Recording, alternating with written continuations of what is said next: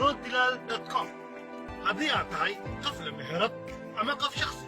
oo raba inuu iibiyo alaab ha cusboonaato jadiid ama ha noqoto wax la isticmaalay keliya waxaad ka qaadaa 4 sawir kadibna geli websaytka noodilaal adigoo raacinaya taleefankaaga adiga lagaa helo iyo weliba warbixinta shayga aad rabto inaad iibiso iyo goobta aad kaga sugan tahay barnaamijkani sidiisuba waa bilaash waa lacag la'aan wax lacaga oo adiga lagaa rabo haba yaraatee mid noodilaal adigoo helaya alaabtii laga soo geliyey dalka oo dhan taleefanka alaabta aad rabto inaad iibsato warbixinta alaabta aad rabto inaad iibsato